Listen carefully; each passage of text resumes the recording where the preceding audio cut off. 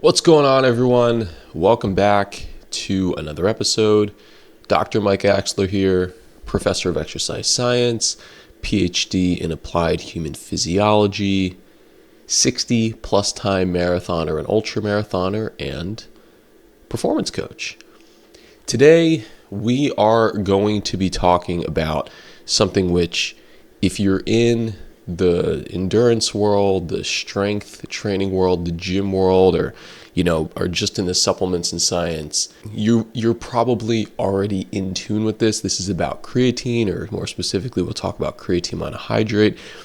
We'll talk about what it is, how it works, and maybe who should take it. So we know that a lot of people talk about creatine on social media. I know that I talk about it specifically in my sports nutrition class, and all of my professors who taught me before me, they taught me about creatine. So for good reason too. It is a dietary supplement which has been studied for well over 80 or 90 years with well over 1,000 peer-reviewed research papers on its efficacy and its safety. So with that being said, it is very scientifically sound for being safe and effective, and we'll detail how safe and effective it is, but few understand how it actually works. So creatine is one of the most popular supplements in the fitness industry, yet it is very much misunderstood and surrounded by half-truths. Every time I ask my clients or my students if they heard about creatine, people will either really hype it up and say, oh, it's the greatest thing ever. I noticed cognitive and muscular benefits immediately. And then other people will say like, oh my God, no, I would never take that. That's like a steroid. And it just seems like people want to be on the poles with respect to it's greater than sliced bread or it is like worse than a drug, right? So we want to be somewhere in the middle with this. And the big issue here is that most people don't actually understand what creatine is and how it works. What most people think about creatine is that it is only for bodybuilders and gym rats. It is believed to cause bloating, kidney issues, maybe GI issues, maybe hair loss. I mean, there's so many things on the internet that if you want to find some sort of proof or evidence that creatine could cause any of these horrible issues, you could probably find some influencer talking about it, right? And further, creatine is also misunderstood as a steroid or a dangerous substance. I don't know if like the NCAA allows creatine. I'll have to look that up afterwards. Professional sports probably allow creatine, but people think that it's going to cause bloating, kidney issues, hair loss. It's a steroid, dangerous substance. I remember when I started taking it when I was in high school, I was like 16, 17, and my mom didn't want me to. And then I started popping out the peer-reviewed papers online and showed them to her, and she's like, okay, fine, do whatever you want. I trust you. And lastly, most people don't understand the very positive effects it could have on endurance athletes and for those who are aging, so for the longevity standpoint. But the science of creatine is very clear. Creatine, or more specifically, as it is stored in our muscles, phosphocreatine, is actually there as an energy system. So if you think about the first 10 seconds of sprinting or the first 10 seconds of a very highly intense activity, you will be using up your body's main energy source in the first 10 seconds, which is ATP, or adenosine triphosphate. After that first 10 seconds of you burning off energy and going through what is known as the phosphocreatine system, you will then go into something called anaerobic glycolysis, which you're mainly burning off carbohydrates.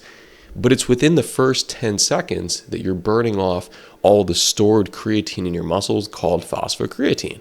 So yes, supplementing with creatine can increase power output and recovery within the first 10 seconds because creatine or phosphocreatine is going to help recycle ATP within your muscles. So it basically increases your ability to recover from repeat sprint ability. So if you want to be the fastest and most powerful athlete, whether you're lifting or whether you're running and sprinting, whatever, in the first 10 seconds, this is what's going to help you. It also helps increase recovery, lean muscle mass, because you can just lift more and you can recover more. And lastly, cognitive function. We're going to talk about that a little bit more as well. So research shows tons and tons and tons of benefits for lifters who are trying to get both bigger and stronger, so adding muscular strength and muscular hypertrophy. Endurance athletes who may be training at their lactate threshold or doing tempo runs to just get faster. For older adults, number 3, for both muscle and cognition. We've discussed on this channel, and we're going to continue to discuss this idea of sarcopenia and muscle loss, as well as osteoporosis and bone loss. And we know with age, after the age of 30, 40, and then really after the age of 60, older folks are going to have this decrease in muscle mass known as sarcopenia, as well as muscular strength. And creatine monohydrate can really, really help not only maintain the muscle you have, but also add more muscle. And lastly, on the cognitive function piece of it, a lot of folks deal with cognitive impairment or mild cognitive impairment, MCI, as we get older. It's just a byproduct of getting older, right? Just as like people's vision goes poor, their memory goes poor. So creatine monohydrate has been shown to be neuroprotective against diseases like Alzheimer's, dementia, Parkinson's, and things like that. It's not to say that someone will never develop Alzheimer's or start to forget things, but creatine can be a helpful tool in the toolbox. And lastly, vegetarians and vegans. A majority of the creatine that we get in our diet comes from meats. So if you are a vegetarian or a vegan, it wouldn't hurt to have some creatine every day. Okay, so all fluff and jargon and what you heard on a podcast aside, please take the smarter approach. This is both how and when to take creatine monohydrate if you want to. So 5 grams per day of creatine monohydrate, not creatine hydrochloride, not creatine anhydrous. Creatine monohydrate is the way to go. It is the most well-studied, safe, and efficacious one. There's no need for a loading phase or cycling. You just take 5 grams a day and you're fine. The old idea was to take around 20 grams a day for a week to fully saturate the muscles, but you do not need to do that. 5 grams per day is completely fine. The way that one of my professors always told us how to do it was that if you put $5 of gasoline into your gas tank every single solitary day, regardless if you're going to drive or not, at a certain point, your gas tank is going to be full. And then when you drive, it's going to go a little bit empty, and you'll put $5 of gasoline in, it goes back up. That's how creatine works in your muscles. Just do 5 grams per day. It's completely fine. Also, it is best taken daily as absorption is cumulative, which we've discussed. And you could take it any time of day with a drink, with a food, a meal, whatever it is. I either put it in my protein shake or I put it in my oatmeal. It's completely fine. You don't have to take it at the same time of day every day, just like a multivitamin. You could take it whenever. Just try and not skip any days. Creatine monohydrate will work better with those folks who have low baseline levels, such as vegetarians or vegans, and it is very much safe for your health and your kidneys and your hair. This has been studied in well over 1,000 studies, which you are free to go read online. If you'd like to, just go on Google Scholar or PubMed and just read them for yourself.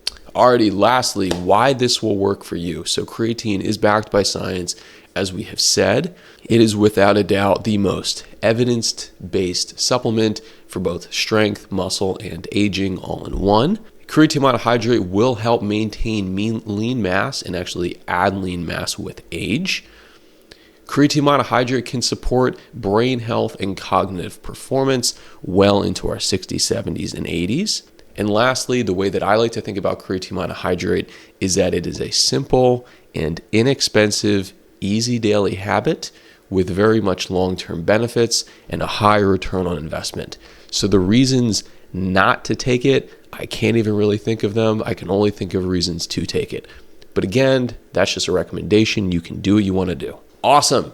So I do want to thank you for tuning in to another episode. I do hope you enjoyed and learned a thing or two or three. If you did, please make sure to scroll down and like, subscribe, and share this with a friend. And if you haven't yet, also please subscribe to both my Substack and my Instagram, where I do much deeper dives into nutrition, strength and conditioning, endurance training, longevity, physiology, all the rest of it. So with that, I just woke up. I'm going to edit this video and then go and do my morning cardio. I already had my creatine. I hope you will too. And I'll catch you all in the next one.